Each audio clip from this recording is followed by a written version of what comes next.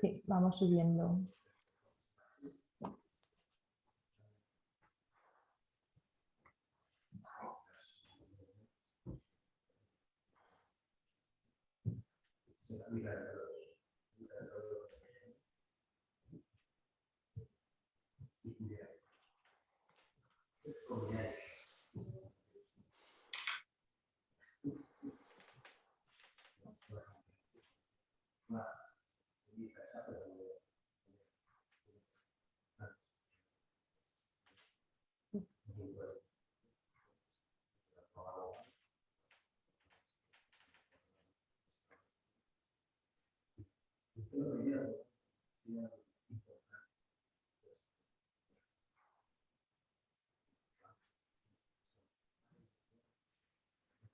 Esperamos un par de minutos, ¿no?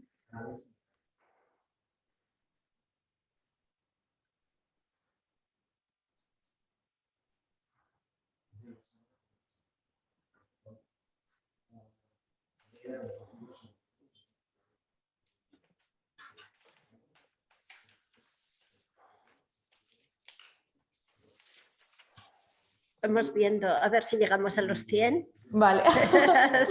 De hecho, con los ponentes ya somos casi 100, ¿eh? Vale, Porque, sí, ya podemos Número empezar. mágico. Sí, sí. Daniel, ¿quieres que te avise cuando lleves 10 minutitos o no hace falta? Genial, yo me había puesto un cronómetro, pero si me quieres avisar... Bueno, si veo como que tal te prefieras. aviso. ¿Y Alejandro te aviso? Vale. Sí, Sí. totalmente. No, Ay, los borracho. colombianos, te avisaré. Sí, no, ahí me voy de largo, así que no, mejor que sí.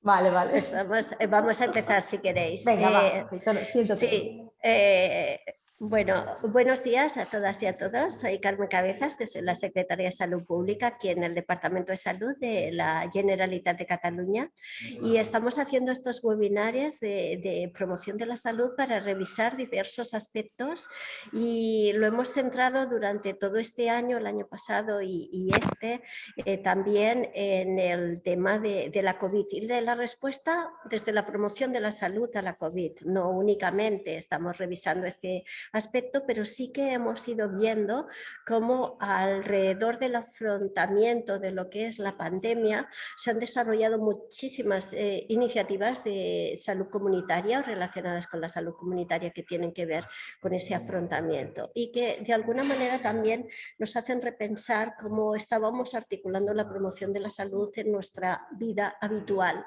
previa a la COVID.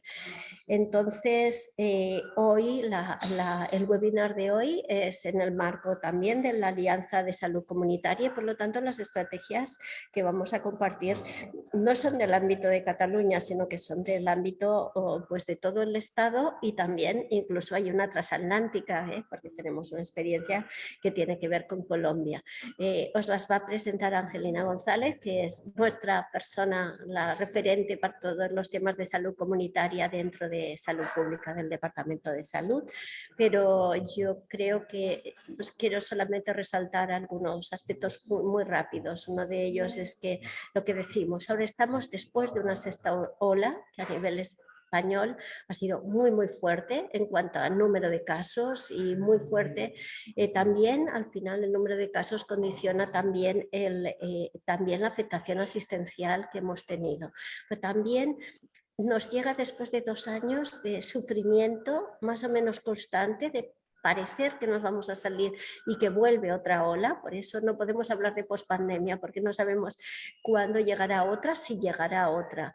Y entonces en un momento ya de mucho cansancio, pero es que además ahora estamos en ese periodo terrible, o en esta situación de crisis horrible de la invasión de Ucrania, que nos está condicionando también todas esas, bueno, no es la única guerra activa, hay muchas más guerras activas a nivel de todo el mundo, pero de nuevo es otro estrés fuertísimo para todo el mundo, especialmente para la población ucraniana, desde luego, pero también para todos los que tenemos que dar también una respuesta solidaria en referente a esta situación, y que además vivimos o percibimos el miedo en nuestra sociedad de que procesos como estos se globalicen o se multipliquen. Por lo tanto, yo creo que en una situación que es una situación muy complicada, las respuestas comunitarias son esenciales, son necesarias y que nosotros como salud pública, como promoción de la salud, tenemos que estar al lado de nuestra ciudadanía y cuidar y jugar nuestra parte. Es decir, nuestro rol lo hemos de jugar y lo hemos seguro que adaptar una situación que es diferente.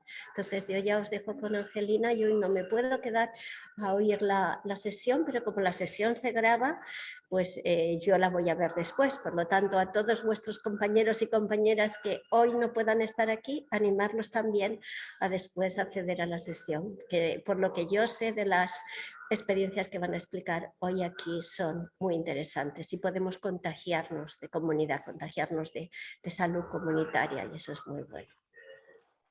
Angelina, cuando quieras. Muchas gracias, Carmen. Somos casi 122 personas conectadas. Tenemos a María Caputo de Brasil, una colega que estuvo hace unos años también. Saludos a gente de Valencia que están diciendo en el chat. Bueno, esta webinar es una continuación de alguna manera. El año pasado hicimos 2 webinars también con la Alianza de Salud Comunitaria donde hablábamos de estrategias o de situación, no, un poco de COVID y comunitaria, pero se explicaban experiencias un poco más a nivel estratégico de comunidad autónoma y nos parecía súper importante poder poner la mirada en los barrios, ¿no? En las ciudades, en los barrios. Igual parece eso, ¿no? Que la COVID ya no sea la prioridad del mundo, pero bueno, un poco también era hablar de cosas que hacemos en comunitaria y cómo la COVID ha venido, ha ido y a lo mejor nos ha traído cositas. Entonces os presento un poco lo que vamos a hablar hoy en el programa. A ver. Y os presento también a los ponentes. No sé si lo estoy haciendo bien. Esperad. Vale, hablaremos de esto.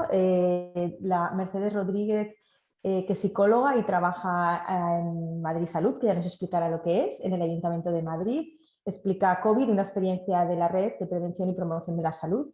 Después Daniel Millor, que es arquitecto de la Universidad de Alicante y trabaja en Arquitectos Sin Fronteras, nos va a explicar el programa Sertos, recetas para la regeneración comunitaria de un barrio vulnerado de Alicante. Después tendremos a su fan, que aún no se ha podido conectar, esperemos que se conecte pronto, que nos explica redes de acción comunitaria durante la COVID, el caso del Centro de Salud Son Gotleu en Palma de Mallorca. Ella es maestra de primaria, pero también tiene experiencia en mediación y comunitaria. Y por último tendremos la experiencia de Alejandro Perdomo, que tenemos la suerte de que está por aquí en Barcelona estos meses. Él es odontólogo, experto en salud pública y en sociología, y explicará varias experiencias comunitarias en salud urbanas y rurales de Colombia, que también nos hace ilusión un poco esa mirada transoceánica, ¿no? Entonces lo dejo aquí y bueno, esperemos que disfrutaremos de la sesión. Perdón, podéis poner, si tenéis preguntas concretas o globales, las podéis ir poniendo tanto en el chat como en este espacio de preguntas que hay aquí, de Q&A, y tendremos un espacio al final para hacerlas. Así que, Mercedes, todo tuyo. Muy bien. ¿Me escucháis bien? Sí. Comparto. Vamos a ver.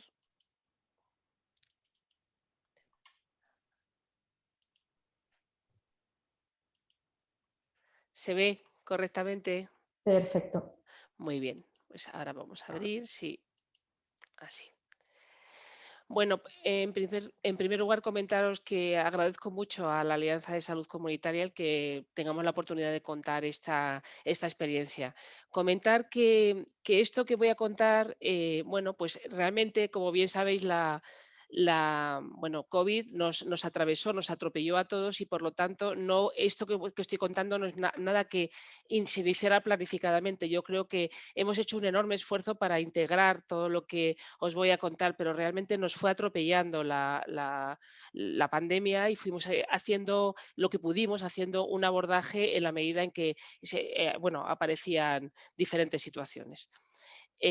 Sí, bueno, como sabéis, solamente por encuadrar 2 cosas, como bien sabéis, se produce el primer caso el 31 de enero, perdón, un momento, que es que no sé qué está pasando, sí, se produce el primer caso el 31 de enero, el 11 de marzo la OMS eleva pandemia internacional la emergencia de COVID, el 14 de marzo en España se declara el estado de alarma y el 28 de marzo el Gobierno suspende toda actividad esencial durante 15 días y el 30 de marzo el alcalde de Madrid, somos Ayuntamiento de Madrid, Madrid Salud y tenemos una red que ahora os explico un poquito, ¿no? Yo trabajo en prevención y promoción.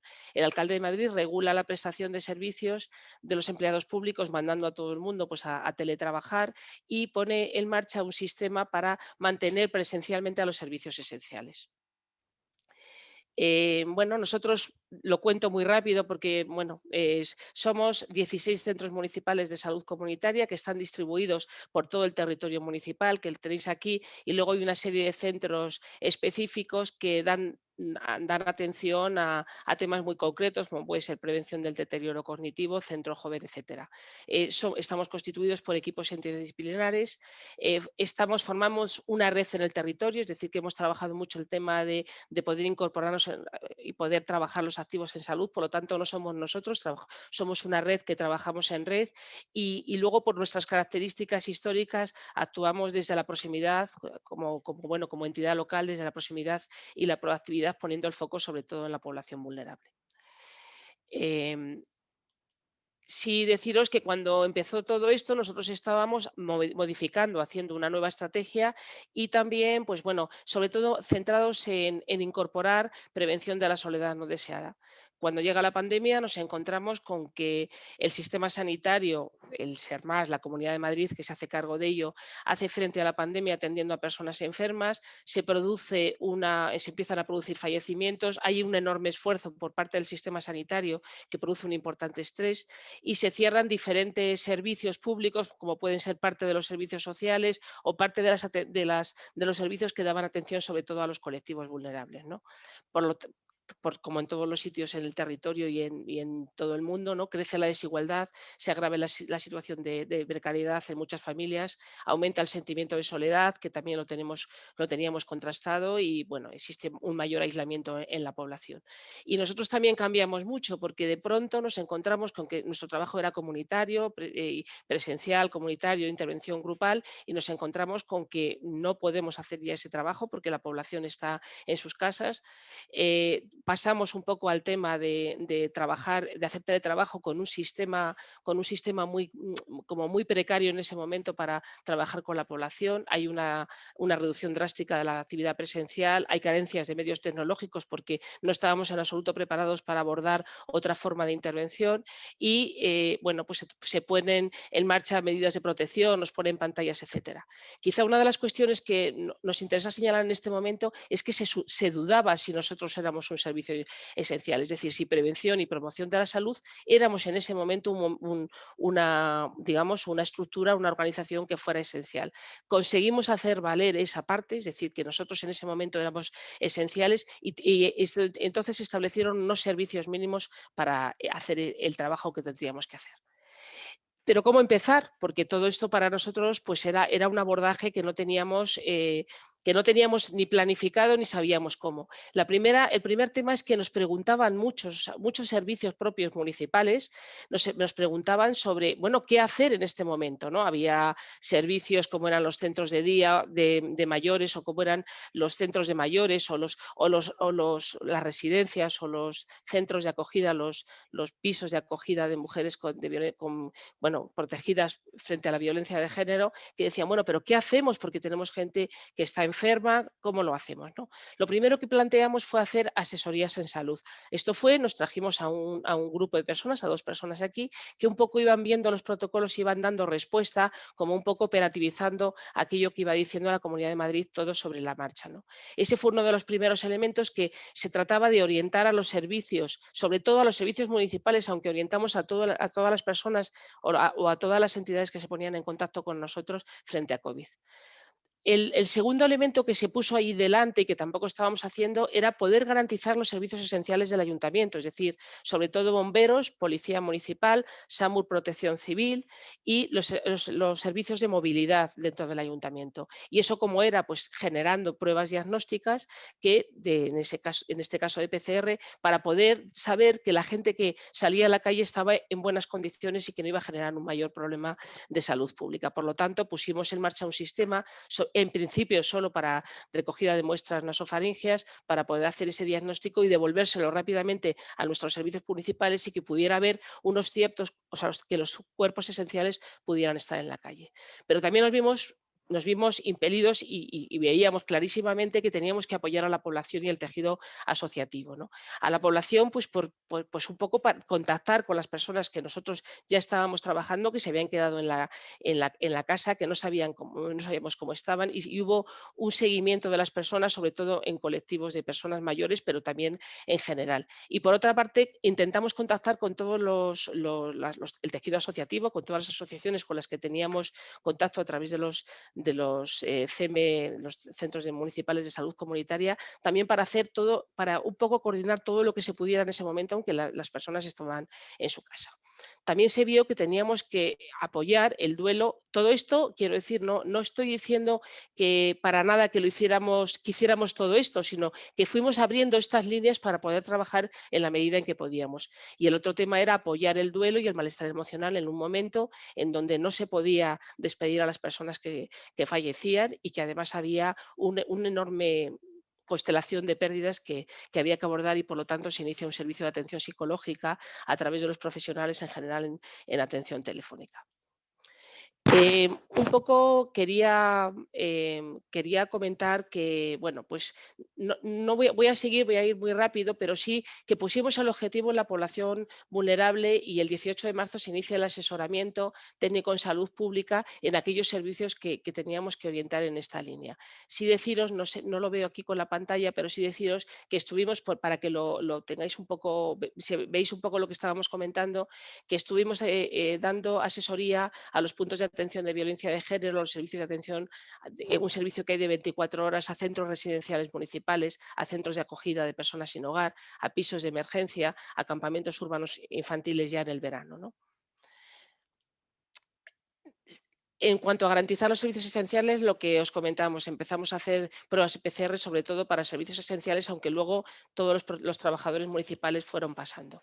También se vio que era importante empezar a desarrollar materiales porque había como mucho ruido en qué había que hacer con COVID, porque todo el mundo estaba, bueno, iniciando esos procesos de protocolización y que a veces no llegaban de forma clara. Por lo tanto, empezamos a desarrollar materiales audiovisuales divulgativos que tenían la característica de ser fiables, sencillos sobre COVID y sus consecuencias. Por ejemplo, os pongo algunos ejemplos como guía de padres y madres, como hablar con los hijos sobre coronavirus, recomendaciones de ejercicios de memoria en el tiempo de pandemia que estaban en casa, qué hacer con los niños y niñas en casa cuando estaban confinados, recomendaciones para favorecer el bienestar psicológico, recomendaciones para abordar el duelo en momentos en que no se podía despedir a las personas, etcétera. Trabajamos muchísimo, que están en nuestra web, muchísimo con este tipo de materiales.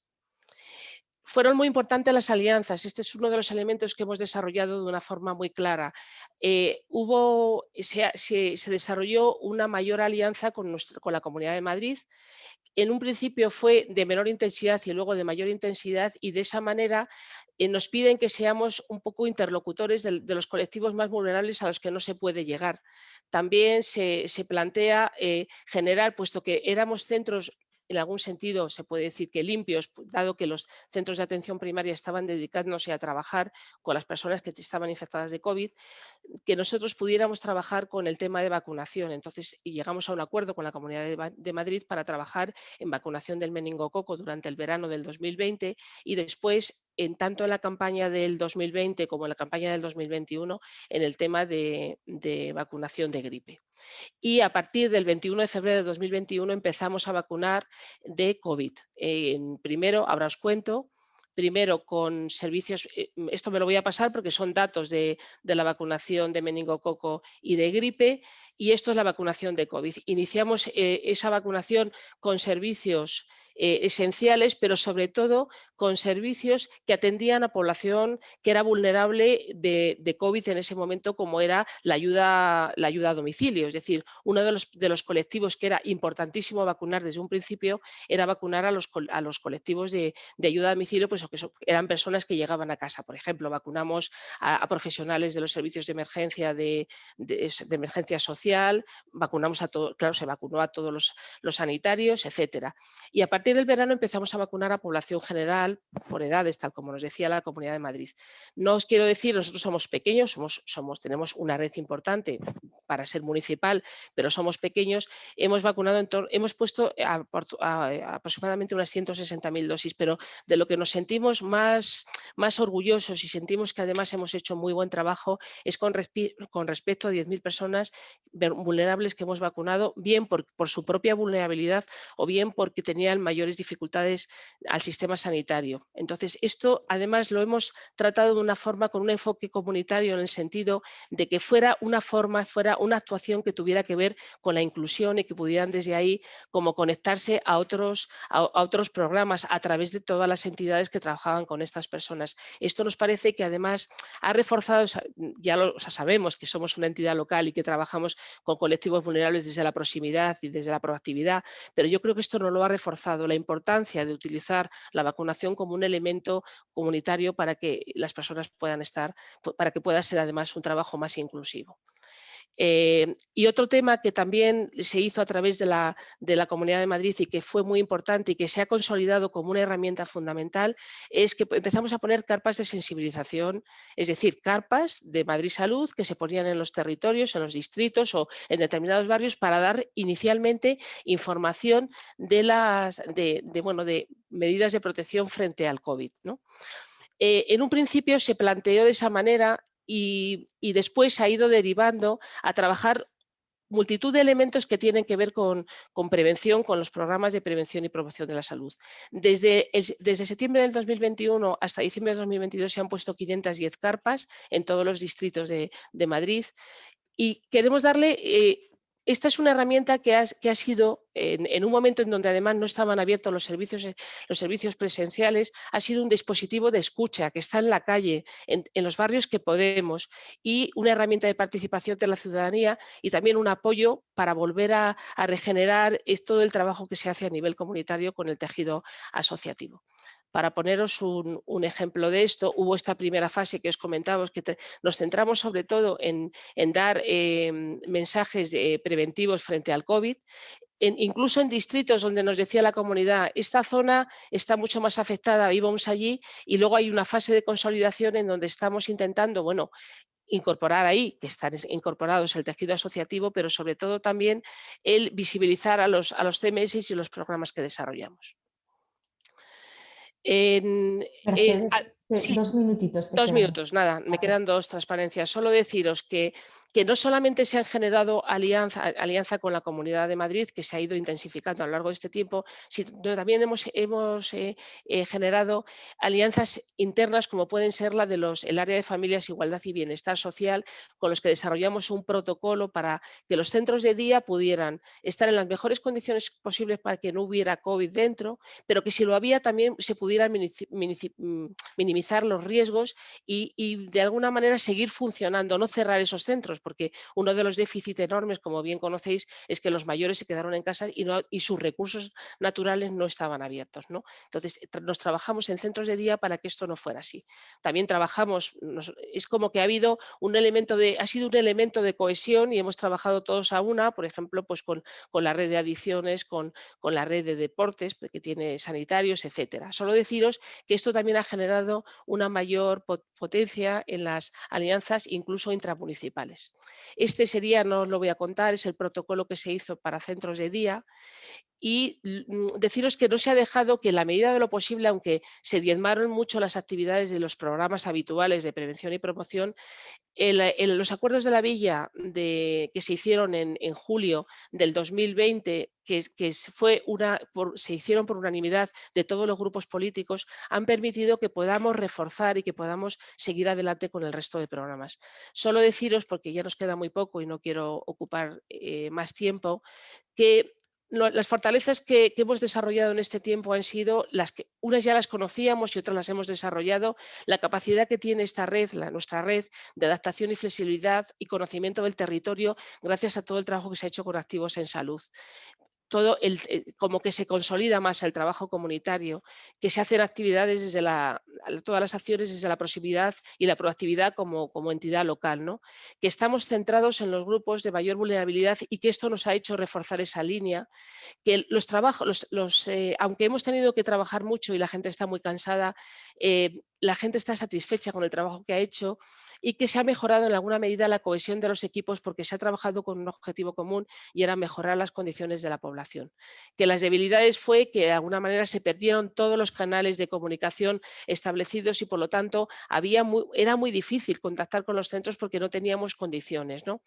Que había un déficit, por lo tanto, de direcciones que pudieran descender y también ascender hasta que se pusieron nuevos sistemas. Hubo que un poco reformar toda la forma de comunicación con los centros, con toda la red de centros, que existían falta de recursos humanos para abordar la tarea y un déficit de las nuevas tecnologías que se ha hecho, el Ayuntamiento de Madrid ha hecho un enorme esfuerzo para poder trabajar con nuevas tecnologías y luego pues todo el cansancio y agotamiento que se ha ido acumulando, que lo comentaba antes Carmen, ¿no?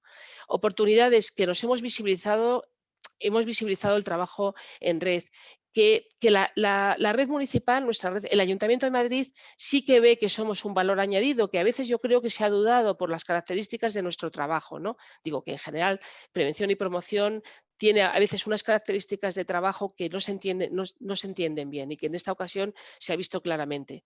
Que se considera que podemos hacer un trabajo de orientación en salud pública con todos nuestros centros municipales y también con ONGs, es decir, que podemos orientar sobre aspectos de salud pública de una forma más general.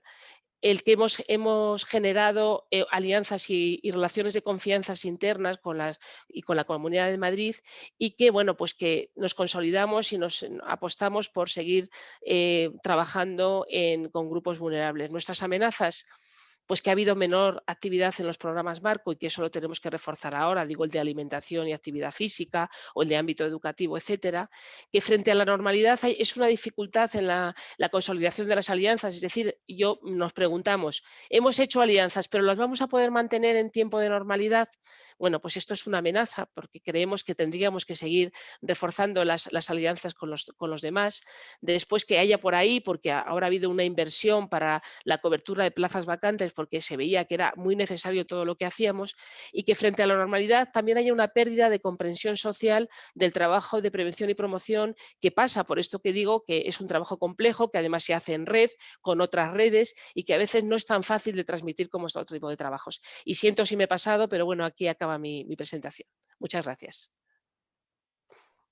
No, muchísimas gracias, ha sido súper interesante. Pues pasamos a escuchar a Daniel Millor, que antes no lo he dicho, pero es el coordinador del programa Asertos, que ya nos explicará un poquito qué consiste. Y... ¡Ay! Es como si se hubiera desconectado.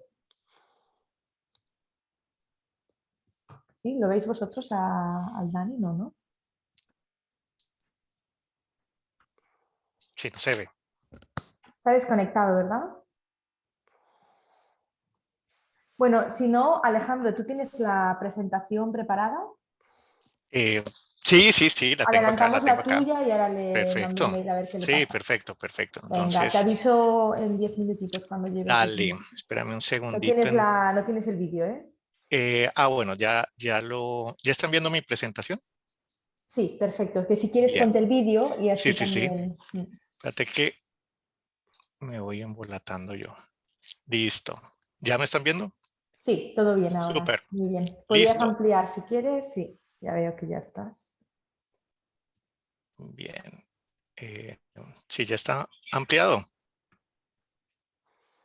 ¿Sí? Aún no. Sí, ahora sí. Perfecto, perfecto. Bien, perfecto.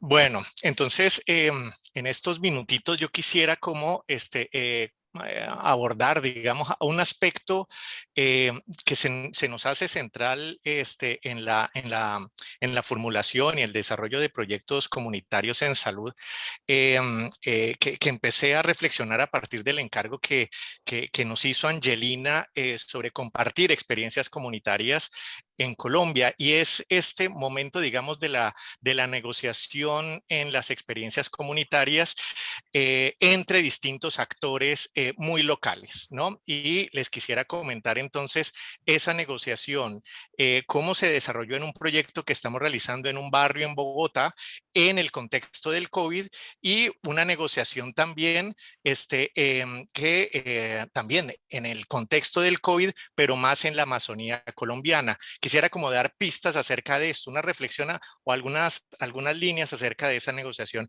entre distintos actores comunitarios que se me hace absolutamente clave, y que Mercedes ahorita justamente nos estaba hablando acerca de la importancia de las alianzas, etcétera, etcétera. Un poquito como profundizar en estos aspectos. Bien, partimos de lo siguiente, y es que la negociación del trabajo comunitario en salud, pues es una negociación, digamos, de varios asuntos, de 3 asuntos fundamentales. Uno, el problema, cuál es el problema de salud que vamos a enfrentar, y los objetivos, ¿no?, para enfrentar ese problema, los compromisos de los distintos actores y los repertorios o acciones que se van a realizar, ¿no? Cada uno de los actores tiene entonces distintas posibilidades frente a esto, y necesitamos negociar. Y el punto de partida de esa negociación, pues son los recursos de cada actor, las posiciones entre cada uno de los actores y las trayectorias de cada uno de los actores, y en conjunto de las relaciones entre actores. Ya con eso, pues entonces vamos al primer proyecto. Primer proyecto, yo estuve mucho más involucrado. Es un proyecto que, como les decía, es un proyecto que estamos realizando en el barrio Cedritos de Bogotá, con adulto mayor, ¿no? Estábamos justamente antecitos de la pandemia, que empezara toda este revolcón, estábamos trabajando en el barrio, y estábamos empezándonos a juntar con distintos actores para realizar algún proyecto con ellos. Cuando de pronto es que nos llega la pandemia, se generan todas las estrategias de aislamiento, y pues empieza a producir una serie de cosas dentro del barrio. Pues ya teníamos una serie de actores, digamos, con los cuales nosotros estábamos armando el proyecto, y que a la final terminaron siendo el equipo motor de lo que les quiero compartir. Bueno, ¿cuáles eran este equipo motor? ¿Quiénes eran estos, y a partir de qué y qué fue lo que empezamos a negociar? Entonces, lo primero es que allí en este barrio confluíamos 3 universidades, ¿no?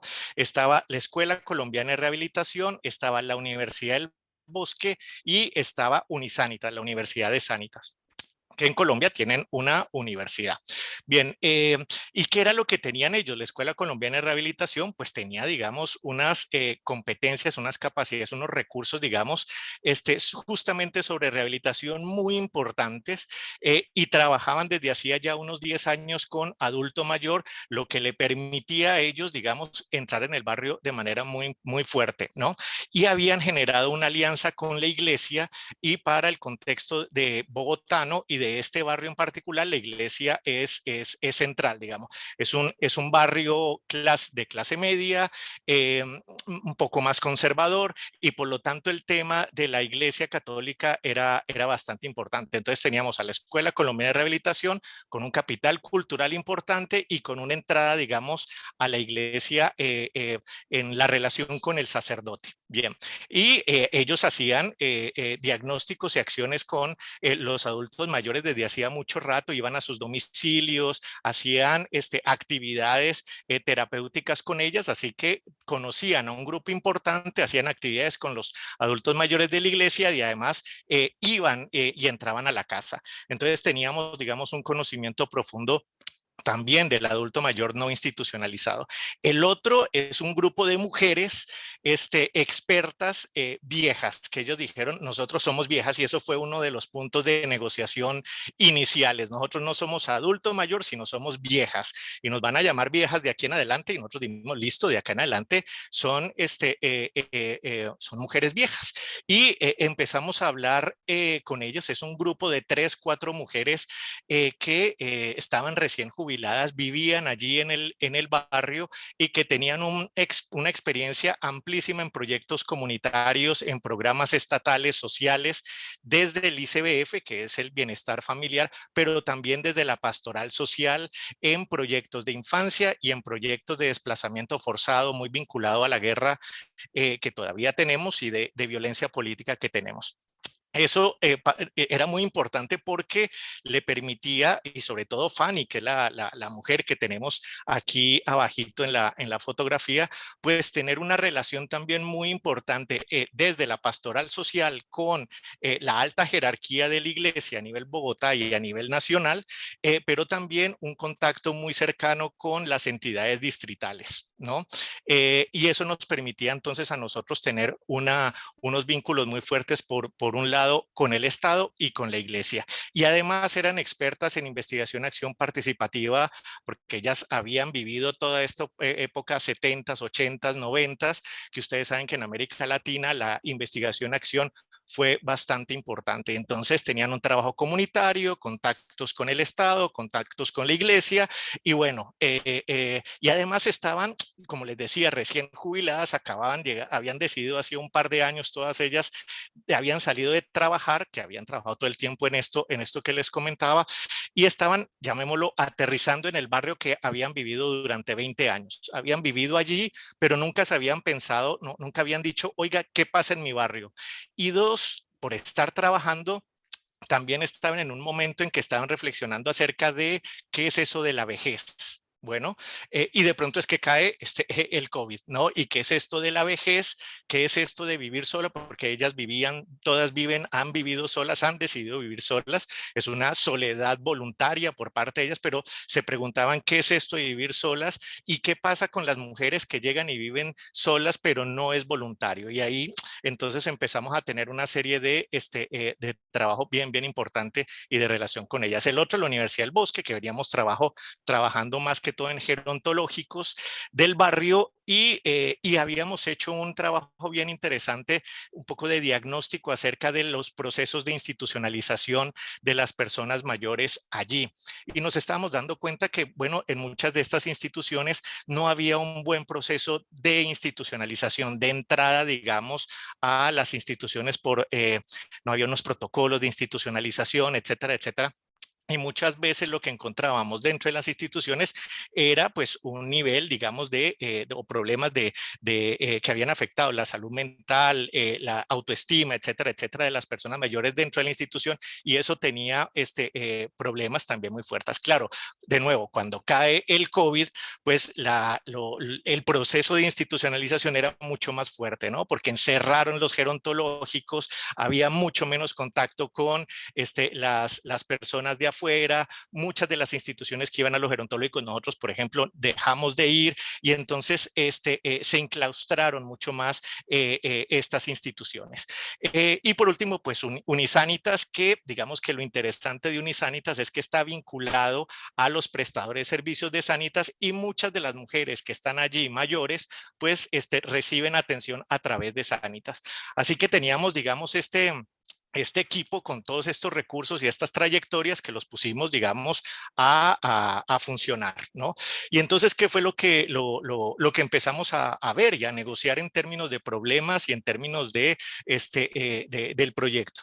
Y pues digamos que todos estábamos de acuerdo cuando hablábamos entre estos distintos actores, pues que había una pobreza oculta muy fuerte, digamos, dentro del barrio de los adultos mayores, había un problema de inseguridad por Pues porque la pobreza creció exponencialmente y esto generó además una migración muy importante que hizo, digamos, que hubiese problemas de inseguridad también muy alto, que hacía que el aislamiento fuera mucho más grande para las personas mayores. Siendo pobres y además sintiéndose inseguras dentro, en el mismo barrio, pues no salían. La misma soledad que les he comentado, el abandono entonces por el mismo aislamiento, porque muchas de estas personas mayores pues no pueden llegar, no tienen relaciones con sus familiares o los dejan en los geriátricos, o el mismo abandono dentro de las mismas familias, porque bueno, ustedes ya saben todas las los prejuicios y la discriminación que hay con los adultos mayores se hizo mucho más fuerte dentro del COVID, digamos, o en el contexto del COVID. Las débiles relaciones sociales que se percibían, digamos, esencialmente a través de la familia, pero eran insuficientes, de una calidad muy, muy baja. Lo que les decía entonces, esto de adulto mayor, una discusión muy amplia acerca de adulto mayor o viejo y reevaluar el tema de lo viejo, reevaluando justamente los prejuicios y las discriminaciones que hay alrededor de la vejez. Y a través de esto del activo, ¿no? Esto que estamos hablando de la salutogénesis, o de los activos en salud, pues también lo podíamos llegar y entremezclar y discutirlo con esto del envejecimiento activo y ponernos a discutir qué es eso de envejecer activamente. Es ponerlas a hacer una cantidad de actividades simplemente, o sea, que no estén sentadas, o activo significa también, pues más bien que tomen decisiones, que sean autónomas, que tengan proyectos de vida, etcétera, etcétera, y que puedan Alejandro, tomar, sí. perdona, te quedan como unos 3 minutos. Lo digo Listo, porque súper. estás en la Sí. primera diapo, pero... No, yo creo que termino con la primera y ya. Entonces, claro, la cuestión acá, y terminaba con el tema del cuidado, ¿no? Que claro, desde la perspectiva de que nosotros estamos teniendo era, bueno, tenemos que llegar y poner en el centro el cuidado desde una perspectiva de género. Y lo que queríamos empezar entonces con todo esto que teníamos acá, era llegar y ver que el cuidado desde una perspectiva de género, pues debería sí tener en cuenta la importancia de la familia, de las relaciones sociales alrededor de la familia, pero no únicamente alrededor de la familia por la sobrecarga que tiene el género en la familia. Y lo que veíamos entonces es que esas relaciones sociales de cuidado, pues el Estado no tenía una presencia en el barrio, que digamos el mercado del cuidado en el barrio podía estar creciendo, pero era muy débil todavía, y si le sumamos la pobreza oculta, pues hace que sea mucho más difícil. No había forma de pagar gerontológicos o de pagar a alguien que cuidara. Las redes comunitarias de cuidado eran muy asistencialistas o muy caritativas, y además había una fragmentación muy fuerte de todos estos activos que estaban planteados acá en el territorio. Lo que necesitamos entonces era fortalecer esas necesidades y fortalecer la información de las necesidades, el uso de las redes de todo esto, la familia, lo poco que había del Estado, lo que había de mercado y lo comunitario, y tratarlo de llegar y articular. Y un poco lo que tratamos de hacer es este proyecto de fortalecimiento de las redes de activos del cuidado con perspectiva de género, con una perspectiva de derechos, interseccional y de curso de vida. Lo que quisiera como ir cerrando ya en esto es plantear el cómo el llegar y elaborar, diseñar, formular un proyecto de activos, de formular un proyecto en el contexto del COVID, de formular un proyecto para personas viejas, para como ellas mismas se definieron, pues implica un proceso de negociación que parte justamente de los recursos y de las trayectorias del equipo motor, ¿no? Sin un equipo motor fuerte, que tenga competencias, recursos culturales, que no tenga que tenga recursos, capitales sociales importantes, que tenga habilidades de incidencia en términos políticos, que tenga reconocimiento y legitimidad dentro del barrio, que tenga un trabajo conjunto, que tenga afecto, que ese era el otro punto que quería resaltar.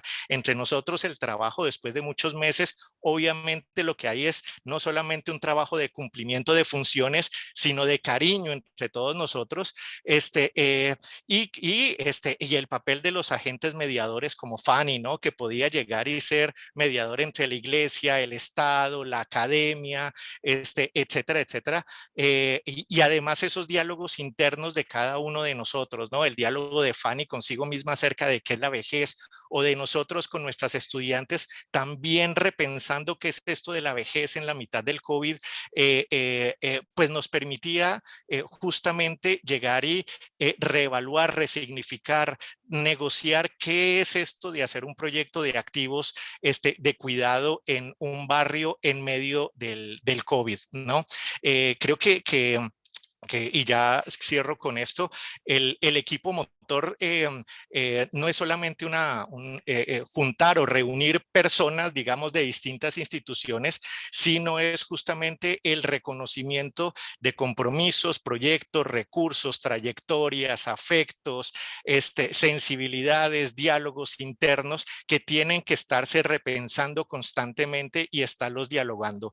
Sin eso se nos hace muy difícil llegar y continuar proyectos como estos. No sé si ya con eso entonces dejaría, Angelina. Sí, muchas gracias. Dale. Alejandro, necesitamos otra más contigo, pero yo creo que vosotros tenéis como una historia de narrativas de otra manera. Pero nosotros hablamos muy rápido y tenemos esta cosa de que en 10 minutos explicamos cosas y tampoco es muy sano. Pero bueno, ya tendremos más posibilidades. Dejamos ahora el espacio para Daniel y yo, que si quieres, como os he presentado un poco rápido, porque si quieres explicar un poquito también de dónde vienes, y te avisaré también cuando te queden unos minutitos. Venga, gracias. Perfecto. Bueno, muchísimas gracias. Bueno, creo que estoy compartiendo ya pantalla. Sí. Sí, todo bien. Bueno, pues yo soy coordinador del programa Sertos, que es el programa que vengo a presentar. Soy arquitecto de formación y bueno, llevo muchos años trabajando con una ONG francesa que es 14, y desde hace también unos años trabajo como miembro de Arquitectura Sin Fronteras y junto a la entidad Grama para desarrollar esta idea de la regeneración comunitaria de barrios en situación de vulnerabilidad. Entonces, bueno, mi background, lo que yo he ido haciendo he trabajado bastantes años en contextos de chabolismo en Francia y he ido desarrollando estrategias participativas, o cogiendo estrategias participativas de la mano de mis compañeros y compañeras de CATOS para ir aplicándolo en situaciones de extrema pobreza y vulnerabilidad. Y la idea del programa Sertos es intentar aplicar estas reflexiones y combinarlas con reflexiones de Arquitectura Sin Fronteras y reflexiones de la otra entidad que es Grama, que se dedica mucho más al tema de huertos urbanos, para afrontar el tema de la vulnerabilidad urbana. Y por suerte tenemos el acompañamiento de la Universidad de Alicante, que ha sido fundamental para darle el enfoque transversal en salud que voy a intentar explicar. Este enfoque transversal... Este es un enfoque transversal en salud que va de la mano tanto del modelo de activos como de la teoría salutogénica. Entonces, bueno, un poco la idea que nosotros tenemos es entender que para combatir situaciones de exclusión, que son procesos, hay que intentar combatirlos a través de procesos también. Entonces, lo que voy a explicaros es cómo, o intentar transmitiros, es cómo nosotros estamos, a través de una investigación y acción participativa, contaminar metodologías de la arquitectura y el urbanismo participativo de estrategias que van más de la mano de la salutogénesis y del modelo de activos. Y concretamente yo he encontrado muy útil el basarme en el ABCD, ¿no? En el desarrollo comunitario basado en activos. Y bueno, gracias al contacto con la entidad Nurture Development y el ABCD Institute, ha sido fácil entender cómo podemos contaminar estos procesos de transformación urbana participativa a través de ese proceso de descubrir, conectar y movilizar fortalezas, cambiando el modelo de déficit tradicional que nosotros estábamos, bueno, seguimos estando muy dentro, ¿no? Vemos qué necesidades y diseñamos espacios para afrontar estas necesidades, pues cambiar ese enfoque hacia cuáles son las fortalezas, cuáles son los ingredientes y cómo revelamos, conectamos y movilizamos esos ingredientes. Entonces, bueno, para entender el fenómeno de la vulnerabilidad urbana, nosotros empezamos a trabajar el proyecto del que voy a hablar, que es el primer proyecto piloto de este programa, es el proyecto de desarrollo en Alicante, en la Comunidad Valenciana, en la barriada conocida como Barrio del Cementerio. Y bueno, es una situación en la que esta vulnerabilidad urbana se puede ver de manera extrema, y la vulnerabilidad urbana es un fenómeno territorial ya descrito desde hace muchos años a nivel internacional, pero que en España tenemos nuestro propio Observatorio de la Vulnerabilidad Urbana Nacional y varios regionales. Tenemos el Visor de Espacios Urbanos Sensibles en la Comunidad Valenciana, y esta vulnerabilidad urbana lo que hay que entender es que es una combinación de diferentes procesos, tanto sociales y económicos como residenciales, y que al final lo que genera es un malestar que tiene un gran impacto en la salud. Y a mí me gusta este gráfico porque me gusta siempre afrontar estas dos estadísticas. Una es la que está en rojo, que es la tasa AROPE por escalas, ¿no? Desde la Unión Europea hasta Alicante, y luego a la izquierda lo que se muestra es la población que está residiendo en espacios que llamamos vulnerados o vulnerables, ¿no? Estos barrios vulnerados o vulnerables bueno, están en la Comunidad Valenciana muy extendidos. Vemos que hay un 35% de la población española que vive en estos espacios, y a mí, bueno, me gusta verlo porque se ve claramente que si vemos la comparativa, hay claramente gente que vive en estos espacios que no está en situación de vulnerabilidad.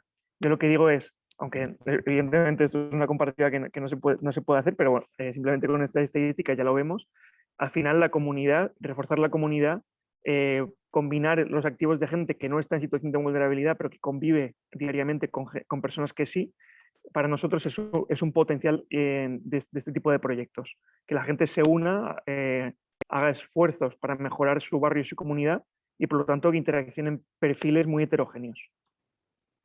Simplemente para dar una mirada a la vulnerabilidad urbana, esta idea de exclusión social y de exclusión residencial que combina en una exclusión urbana, y por tanto, bueno, una segregación espacial que estamos viendo muy ligada a que para España la vivienda sigue siendo un producto de mercado, y como tal, pues la desigualdad económica afecta muchísimo a la segregación urbana.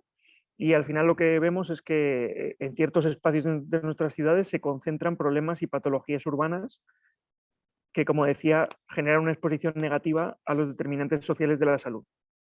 Entonces, al entender esto, lo que hacemos es estudiar bien, tal y como está descrito a través del Observatorio de la Vulnerabilidad Urbana de España, entender cómo se produce esta exclusión urbana. Y al final lo que vemos es que, bueno, es un proceso, un círculo vicioso, que bueno, podemos empezar a leerlo por donde queramos. Yo empiezo por abajo a la derecha. Hay un deterioro social, económico y urbano que genera un crecimiento de necesidades insatisfechas de servicios sociales, ruptura de redes sociales y una desorganización, sumado a un estigma negativo. Esto genera que las familias con más renta se vayan de estas zonas y que haya hueco para familias con rentas más bajas, que contribuyen, sin quererlo, negativamente a ese deterioro social, económico y urbano. Esta descripción, que no es nuestra, es una descripción que cogemos prestada del informe de la vulnerabilidad urbana en España.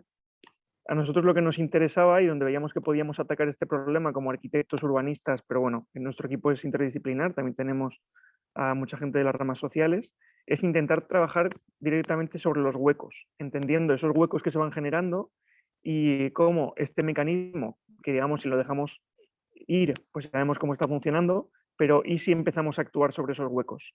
Entonces, bueno, lo que empezamos a hacer nosotros es explorar esos huecos e intentar a través de esa exploración hacer un mapeo también de los activos y de los recursos que tiene el barrio. Concretamente en el barrio del Cementerio de Alicante, que es un barrio periférico, la mancha azul a la izquierda del mapa es el Cementerio de Alicante, un gran equipamiento extensivo, pues el barrio se encuentra junto a esta zona. Es un barrio que se estructura en medio como una barriada residencial de más o menos unas 200 viviendas, hay entre 800 y 1000 personas viviendo en esta barriada, y está dentro de lo que veis en azul, es un tejido industrial. Entonces, vemos que al final es pues una barriada que se ha quedado encerrada dentro de un tejido industrial y al final de la zona urbana de Alicante. Y vemos que hay diferentes núcleos de población que viven en mini barriadas dentro del barrio y que, bueno, pues nosotros lo que hemos hecho ha sido empezar ese análisis a través de buscar, conocer el barrio, pero luego nuestra metodología también tiene el sentir, el hacer permanencias en el barrio, el hablar con la gente dentro del barrio y el empatizar, el generar dinámicas participativas, como puede ser el mapeo de activos y otras, para entender lo que está experimentando la gente dentro de los barrios. Estas son imágenes de las calles dentro del barrio y del estado de las viviendas, que bueno, hay una degradación generalizada y problemas de salubridad entendidos muy ligados a esto.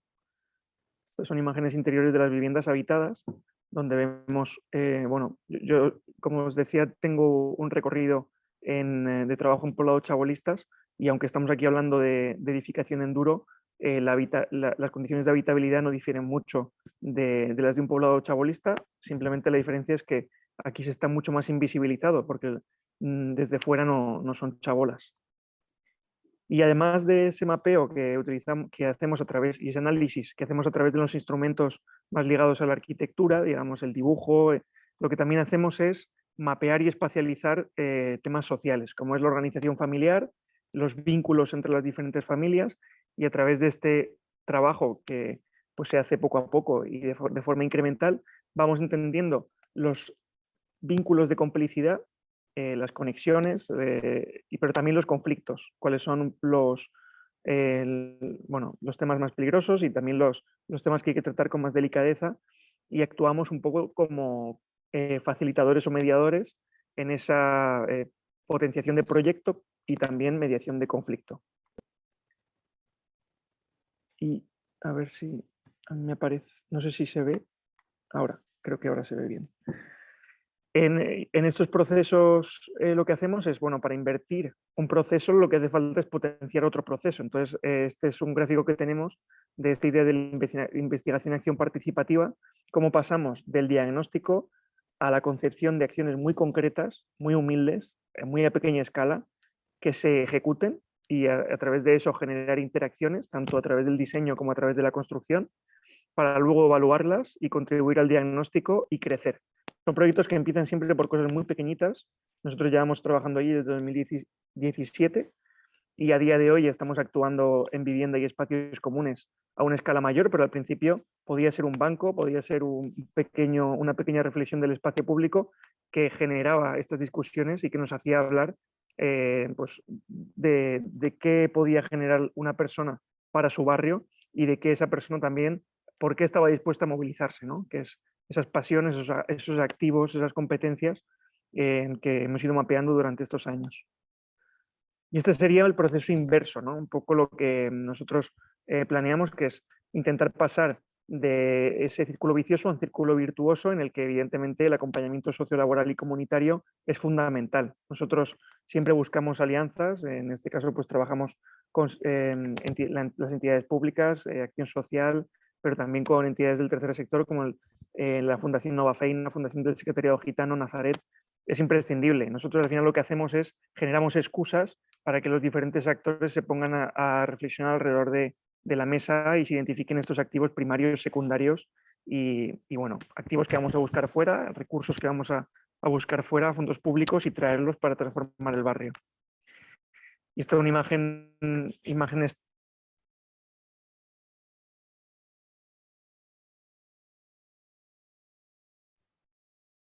Hemos perdido, Daniel, ¿no te oímos? ¿Cómo te has quedado congelado?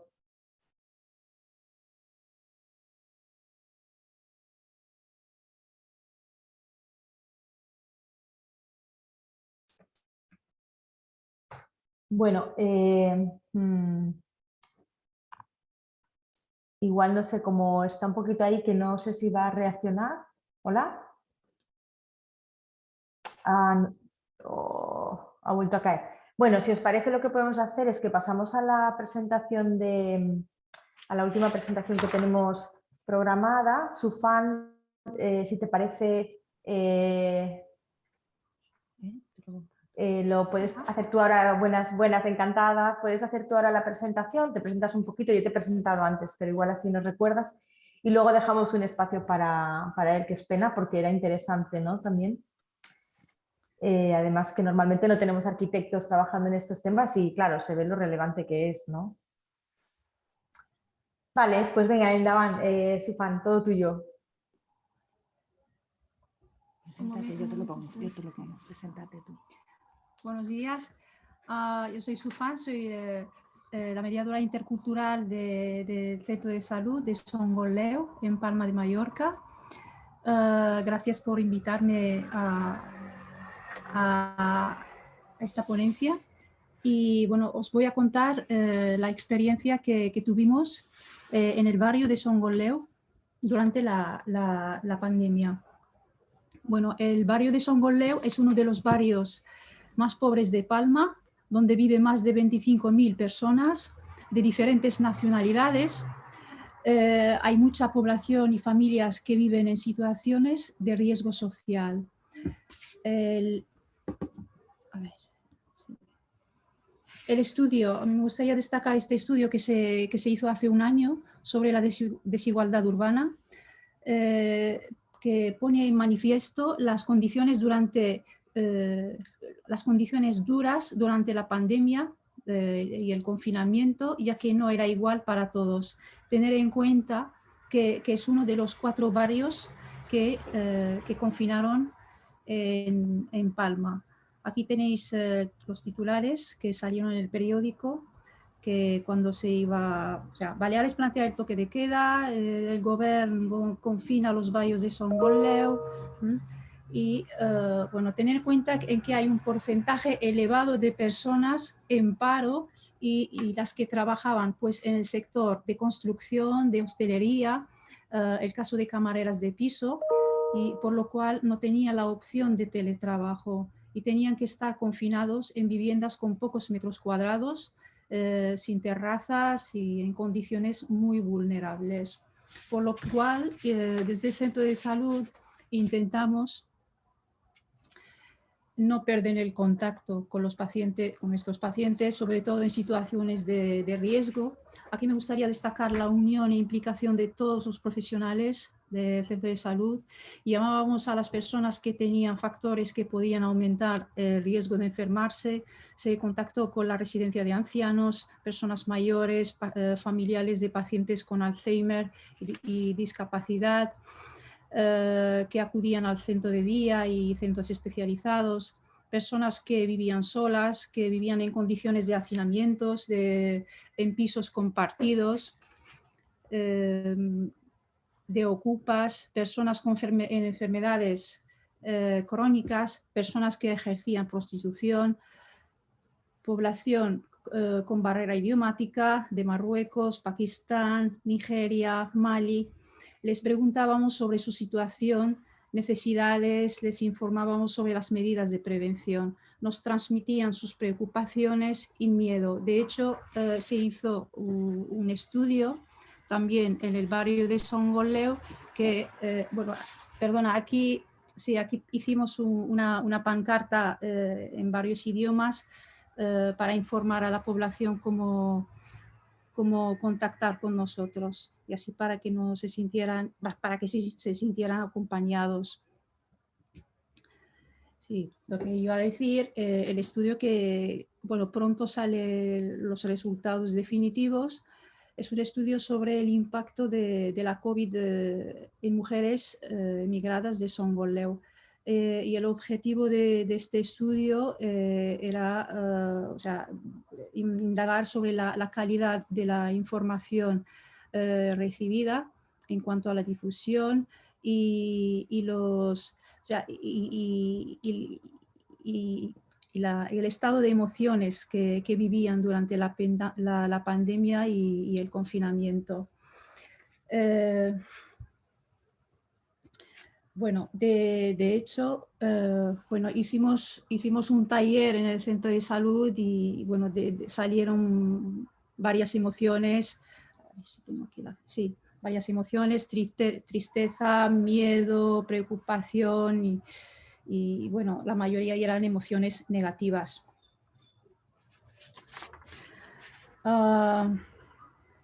Por otra parte, en nuestro barrio existe una red fuerte, que es la plataforma de Songoleu, constituida por diferentes entidades desde el año 2003. Aquí, como veis en la imagen, varios profesionales del centro de salud que contribuyeron a constituir esta plataforma, esta fuerte plataforma. Digo fuerte porque durante el confinamiento hubo un parón a muchos niveles, pero a pesar de todo pudimos continuar trabajando y aprovechando la cohesión entre nosotros.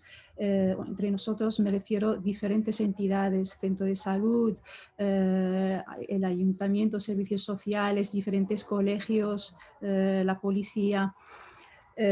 Pues, perdón, sí. Perdón. Sí. Pues durante estas reuniones lo que hacíamos era pues,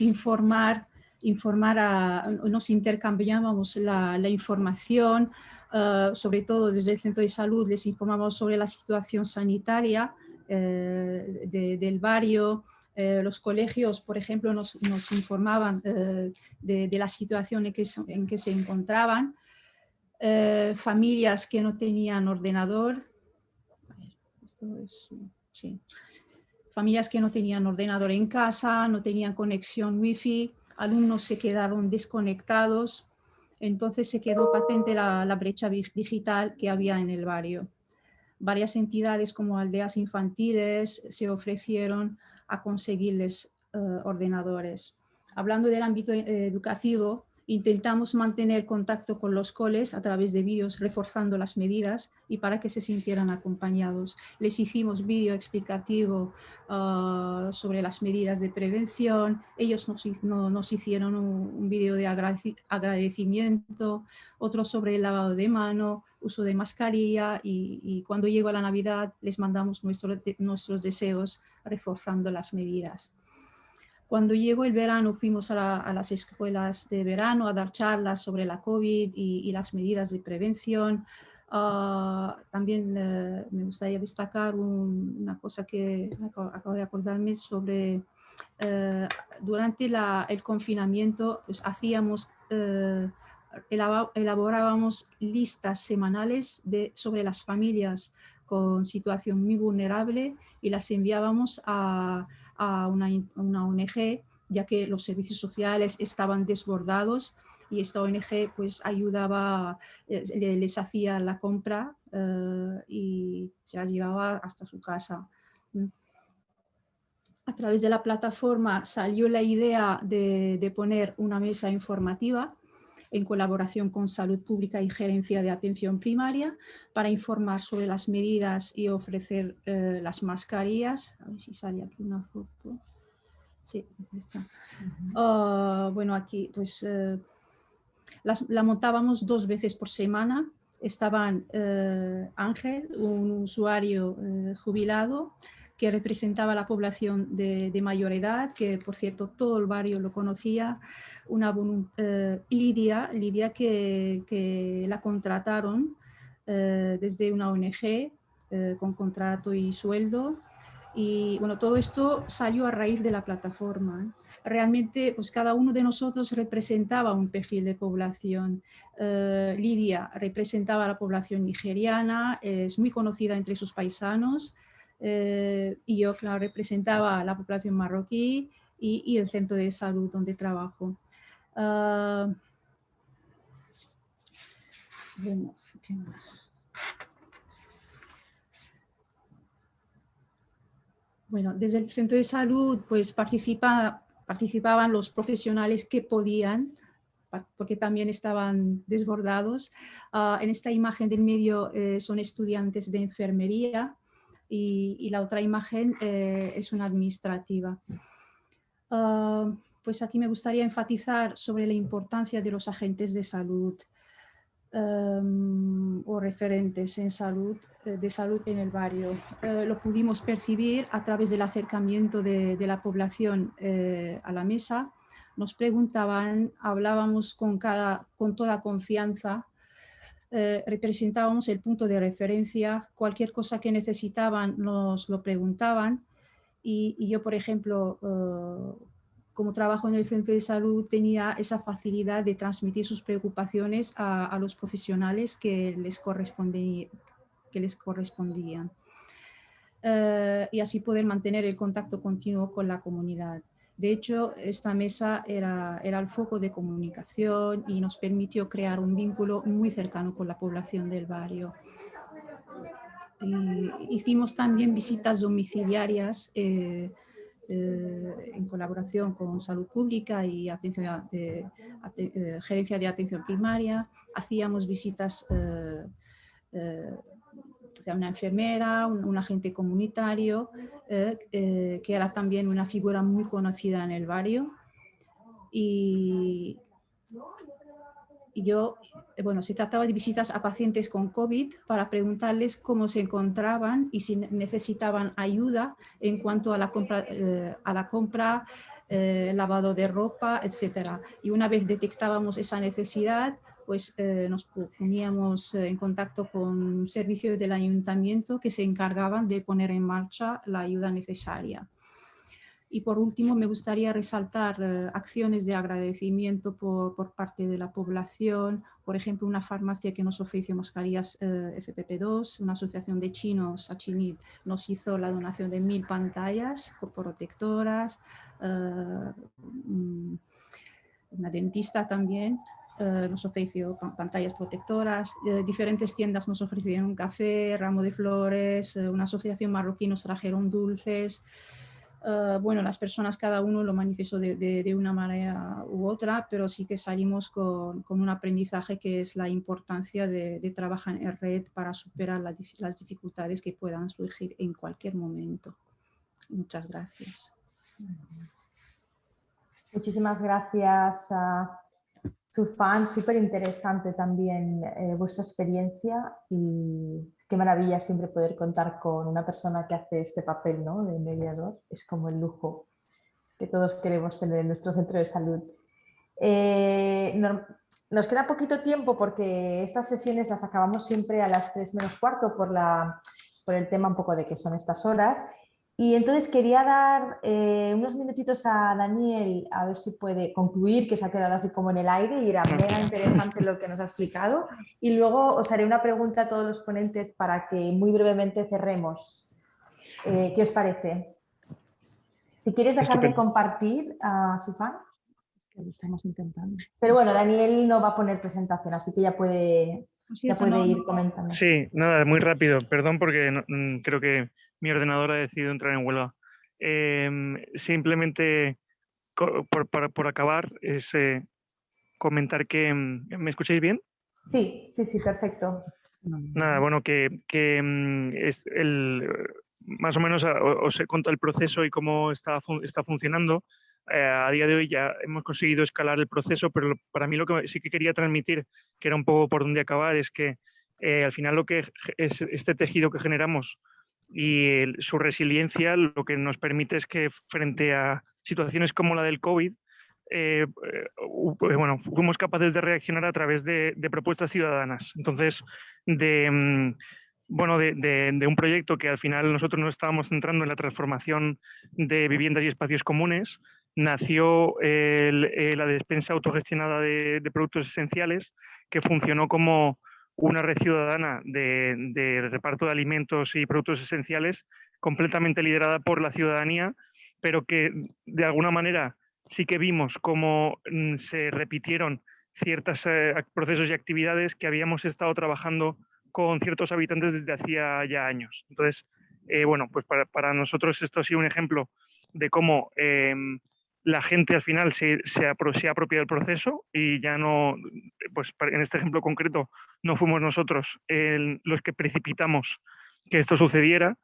Y luego también ha dado paso a, pues, por ejemplo, la generación de un huerto urbano comunitario y de otras experiencias ligadas con el tema de la autonomía alimentaria, que nosotros no era un tema que en ningún momento hubiéramos querido tratar. Entonces, pues un poco como ejemplo, el COVID ha sido un ejemplo de hasta qué punto este desarrollo comunitario, esta regeneración comunitaria del barrio estaba calando y las riendas estaban siendo cogidas por los habitantes.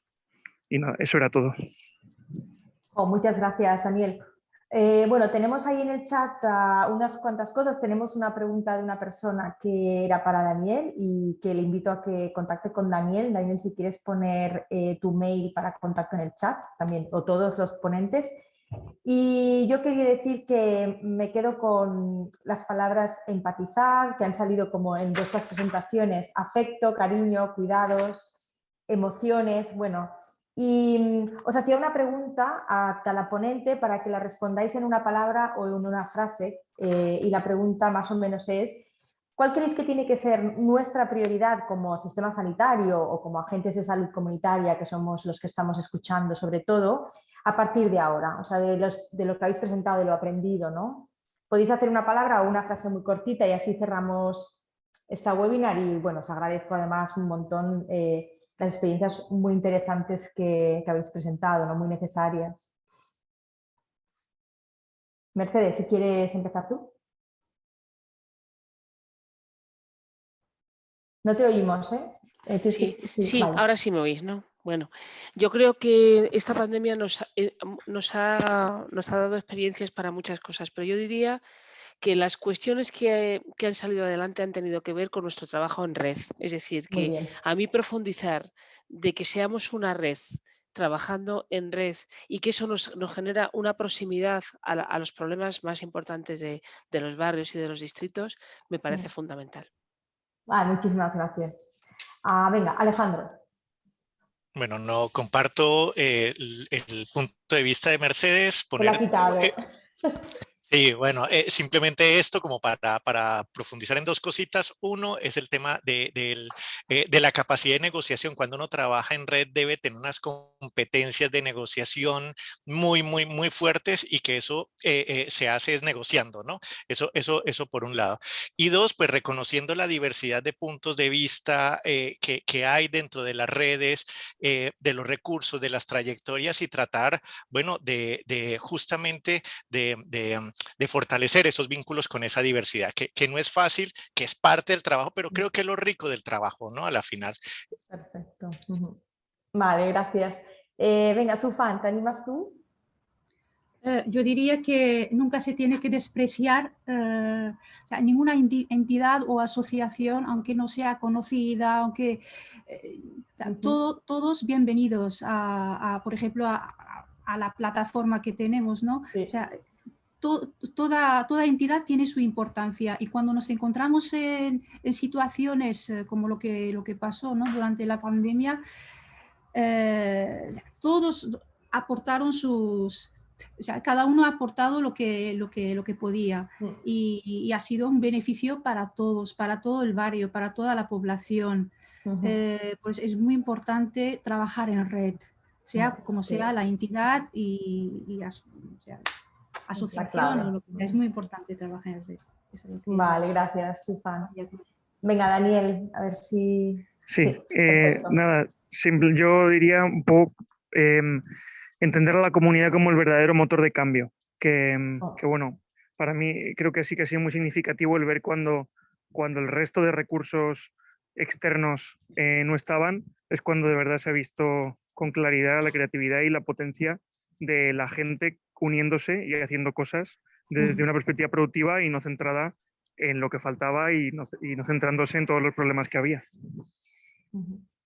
Perfecto, pues nada, os agradezco de nuevo vuestra participación. Creo que nos hubiera dado para 2 o 3 orillas para más, pero bueno, pues ha sido lo que ha sido. Muchísimas gracias. La presentación está grabándose y la colgaremos en un blog que se llama ComSalud y os lo haremos llegar a los asistentes. Que vaya muy bien y nos vemos pronto. Hasta luego.